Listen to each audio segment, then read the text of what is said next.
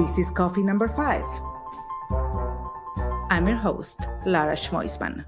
Hi, everyone. Welcome back to coffee number 5. And I'm going to go back and back in time today.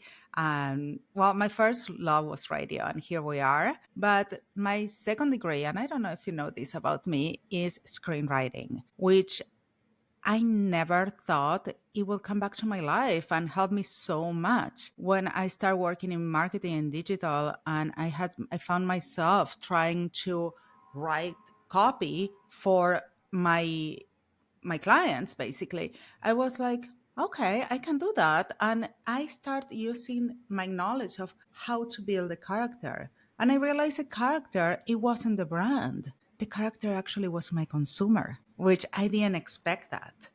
So, and if you understand your consumer, then you can start writing with an intention how to attract that consumer. But I wanted to take it to the next level today and bring to you someone who specializes in writing, in copy, packaging, and all across the board. So we can have a really insightful conversation of how important is the copy, because I think a lot of people are underestimating the written word. So welcome, Carmine. Thank you so much for being here today. Hi, Laura. Thank you. I'm excited to be here, and I love this topic, of course, because it's near and dear to my heart. I've been a writer since I was 5 years old. Aren't we all writers? I hope, but there's so many people who are so terrified of writing and looking stupid in writing that they close themselves off to it. Of course, we're all writers, but some of us are passionate about it and make our living off of it, and it fuels us. At least it Yeah. fuels me. Yeah, I'm super picky. And one of my challenges was when I start writing in English. First of all, writing in English is completely different. And everyone who listens to this knows that I'm self-taught. So I never took grammatical classes. So, and you don't write the same way that you speak. It's Right. completely different. Yeah, So it's like learning a language all over again. for sure. And then to me it's all about intention. hmm So for you, where do you start when you need to start writing something? the worst thing is starting with a blank page. I So know. and I think it took me a long time to realize that getting from the blank page to something written on the page doesn't mean that that something needs to be perfect. You just need to get a foundation. And it's like a foundation to anything. If you're making clay, like you need to build it into something. If you're making a house, obviously that's the easiest analogy. You build the foundation and then you build on top of it. The Statue of Liberty's on a foundation, right? Like, so to me, you start with a foundation and then you mold it like you're making a beautiful piece of art. That's what writing is to me. But I mean, I think with writing, for me, sometimes what is hard is where to stop. Because Guilty. Every single paper I ever submitted during my education to every single teacher, it didn't matter what grade it was, from grammar school all the way through college, I got the word wordy in the margin when they handed it's the not paper back. it's not about being worthy. It's about hyper editing yourself. Very difficult. And that I learned too that you need what's termed an incubation period, where you need to separate yourself from your own writing. Yep. And you give yourself a day, 2 days sometimes, and you can come back and it's like someone else wrote it, right? Sometimes even happened to me. It's like, did I write this? Did I write this? That was just 2 days ago. Wait a minute, right? So then Yeah. you can edit it. But that's such an interesting process where you get so fixated on your own writing that you can't edit it and you can't see it objectively until you give yourself some distance. Yeah, and I always go back to this that I was mentioning before about the consumer. Who is my consumer and how is this connecting with the consumer? And I feel like right now there are a lot of brands and a lot of branding agencies hmm building on making everything about the brand. Yes. When we Visually. They focus visually, on yes, visual to the they detriment of the written word. It yes. happens every single time. I can't tell you how many, I work on a lot of consumer brands, predominantly in beauty, and the brands have paid, I don't know, $50,000, $100,000, $250,000 to a branding agency to, refresh the brand. And they share the guidelines with me, and I'm like, where are the guidelines for copywriting for the Exactly. voice? And it's always like maybe one slide, bare bones, nobody really put any thought into it, and I have to fill in the blanks for them, or edit it or add those pages. It's so sad that why you think that happened? I mean, I feel like this right now, everything, and that's what we do at the DARL, and I think we do it really well, which is integrating everything.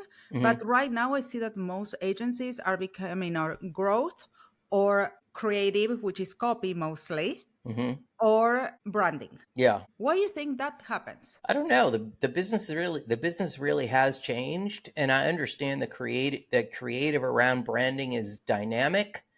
But if you think about Mad Men, like you've watched Mad Men, right? Yeah. Like you think about how revered the copy was in Mad Men. And Elizabeth Moss was, the copywriter, and what she created was just as important, and maybe even more important than what the image was in the ad. They were of equal weight. When I was in house at Keels for 7 years, and I was ironically their first ever copywriter. In 150 years, they never had a copywriter. At Keels, at least, the visual element and the verbal element, the written and the visual, were of equal weight.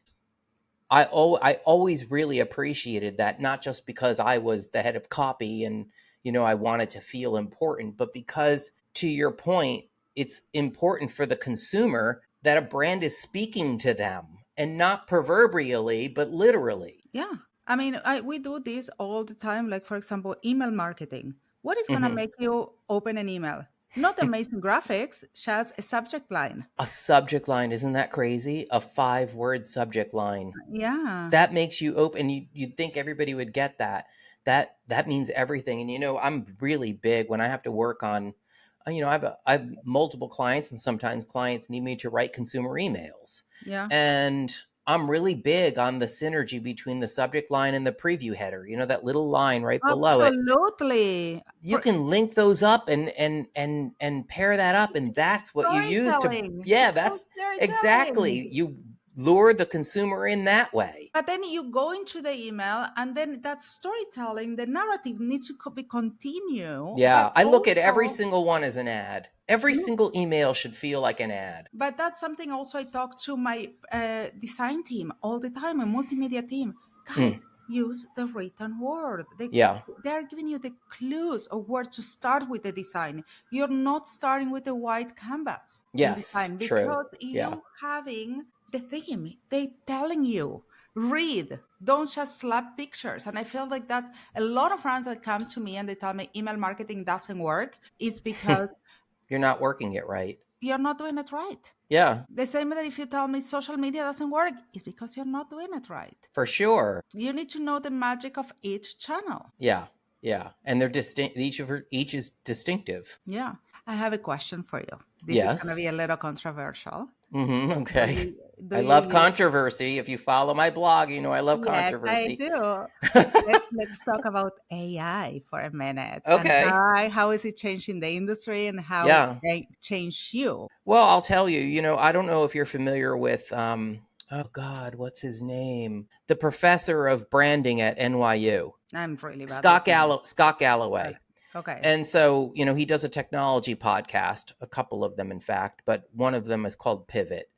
And they talk a lot about AI. And I love podcasts. I ride across Brooklyn every morning, 15 miles, sometimes more, for an hour. It's like an hour and 20 minutes. And I love to be immersed in a podcast while I'm doing it. And so I remember very distinctly listening to this one podcast, and it was about 3 or 4 months after ChatGPT launched. And it was like this big hoopla. And what is this going to do? And everybody's threatened by it, and writers are threatened by it, and, all of this stuff. And he said, and again, he's a professor of branding at NYU. The danger to writers is not AI. The danger to a writer is another writer who knows how to use AI to better their own writing. Yes. And I use AI every single day. I use either ChatGPT or Perplexity every single day. I use so much AI. For me, talking about AI is like 3 years behind. I mean, it's a talk that I had a long time ago. I was Mhm. using it from the beginning. And I Yeah. feel like we don't adapt to use AI. We are behind. I look at it as a tool. You know, when I was at Keels, I had a copywriter reporting to me. He was outstanding. And again, back to that white space, that white canvas, Yeah. I would say to him, "Can you work on this first? Work on this first." We would ideate around it. You get started with it, and then I'll handle it and, finesse it and all of that. And, we worked in tandem. We were like a right and left arm of each other. And I don't have that now because I'm out doing my own thing. And I look at an AI as a tool to help, move me forward, break through ideas, do research for me, like Yeah, just absolutely. asking what are peptides? What's the molecular weight of peptides in Daltons? What are the of a specific peptide? What are the implications of that? Can it penetrate the skin barrier? If it penetrates the skin barrier, what does it do? And Perplexity will give me this whole dossier that's supported by all of this evidence from all of Mhm. these sources, and there you go. And then I can use that as a tool to write from and inform my blog. Yeah.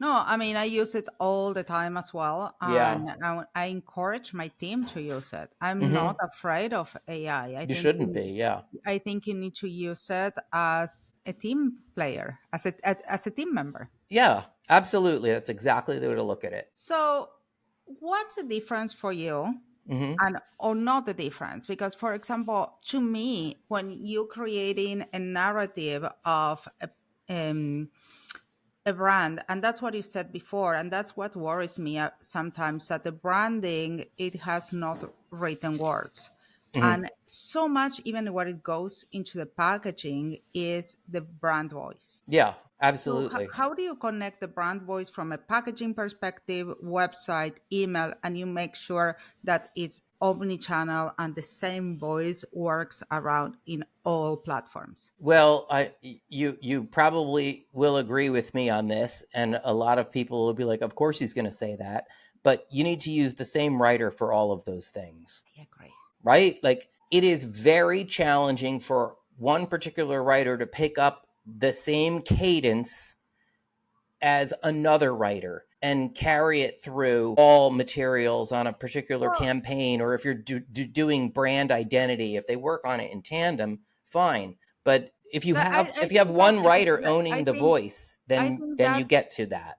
that's, I think, more than one writer for me is about the head writer and how it created that brand voice, and if Yeah. there is a good job done in how the brand voice is and what Hmm. words we use and what, like when I create brand voice, and I do that, most of my clients come without a brand voice, come with Oh, for a sure. branding. Yeah. So the first thing I do is I create a very lengthy document. Okay, this is your brand voice. When you sign off on this is it. It's Yes. the same that your color palette. Why we go to the color palette? We have a font, all that, and we don't Yeah. have a brand voice. Yeah, for sure. So, and from that brand voice, we do something at the DARL that we call the Bible. Hmm. So we call it the client Bible. And oh, we found out that this word is not something we want to use. So we keep adding. So Yeah. every finding we keep adding to the Bible. A live document. I love Yes. that.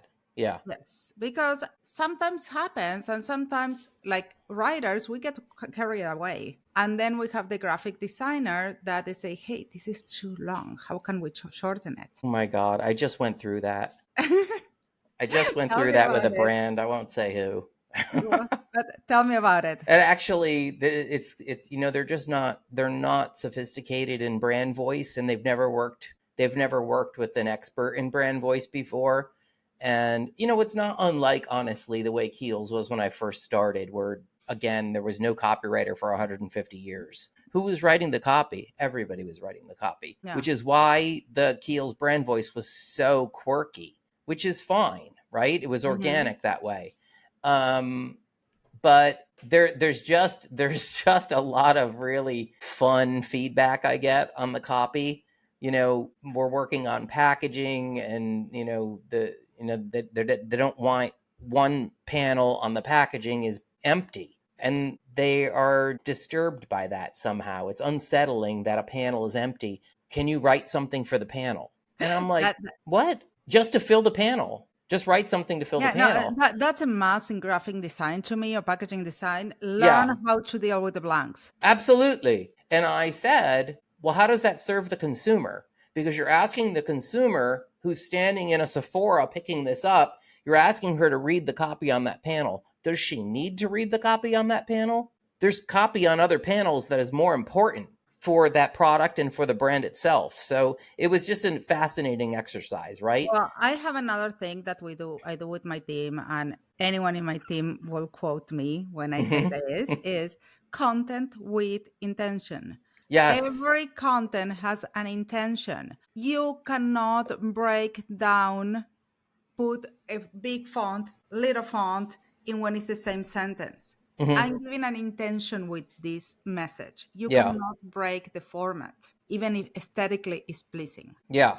Absolutely. And you have to always remember the end consumer. Again, you're Exactly. having a conversation with them. Every single piece of that package is the brand speaking to the consumer, and she's hearing it. And what is she hearing? I Standing think in Sephora surrounded by 10,000 other products. I think anyone at our point in our life in maybe grammar school, I don't know when, probably me many years ago, we did this Hmm. exercise of that they change the commas or the period or they remove all of them. Hmm. Have you done that? No. Okay, well, they say it. I'll find it and I'll send it to you. But it's like a sentence that they remove all the periods and the commas, and they Hmm. tell you put the periods and the commas, and depends on how you put it, the sentence is completely different meaning.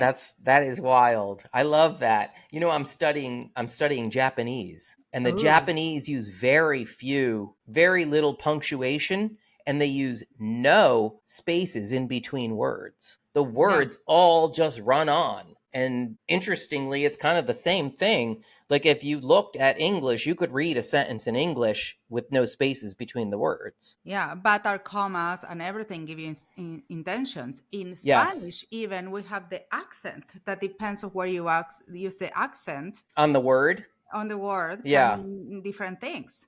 Yeah, for sure. So it's so interesting that then we use, and everybody learned that. But then when we go into the design phase, many times we get over creative and we're breaking the messaging. Hmm. There's any time that you think that it's okay to break a sentence, a grammatically correct sentence? To make it ungrammatically correct? Yes, or to make it more fun visually, Yeah, I've been in that situation. for example. Absolutely. Because I think I always think that my high school English teacher is rolling over in her grave when I do that kind of thing. But I'm not out here teaching English grammar. Yeah. I'm out here helping brands sell product. And how do you feel about the language evolving? And it's not necessarily the most British Academy or English Academy, Hmm. and with all these LOL and etc. I'm a linguist. I've studied so many languages. I studied Latin for 6 years, 4 years in high school, 2 years in college. I've studied French, English, obviously, Spanish. Now I'm studying Japanese. When I was growing up, when I was a teenager, I taught myself how to read Cyrillic and Greek. Wow. And I love the dynamism of language. And I understand a language like French that doesn't allow words in without them being approved by the Académie Française. I understand that, but that's not English. English is many languages brought into the one language. English is based in German, Latin, and all kinds of other foreign loan words.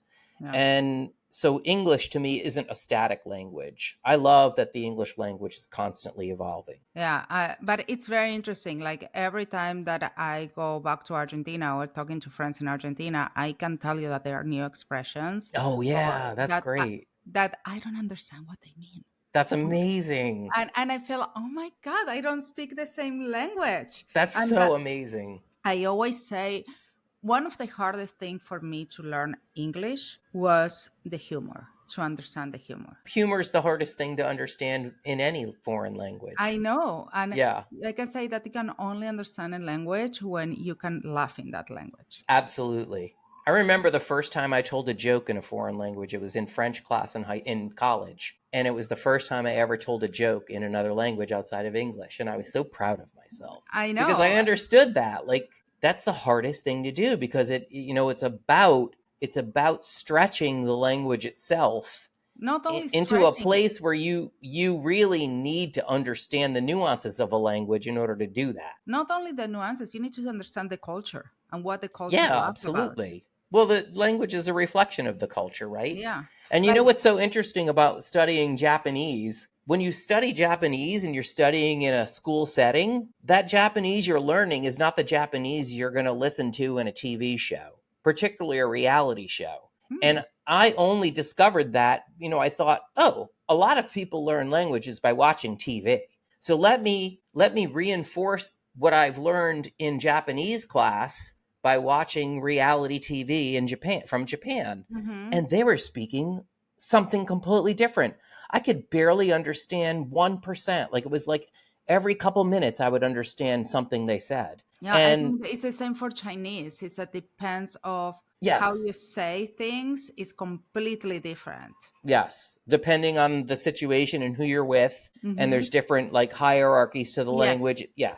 I was so I was like, English isn't really like that, right? No. It's the same for But everybody. it's very, I have to tell you, there are some sounds in English that they are not natural to other cultures. Uh-huh, of course. Like, Oh, this is a fun one if you want to have one. I was talking to someone very early when I came to this country, and I was mhm. saying that it wasn't something, it's not in my budget. I Say it was going to again. say budget.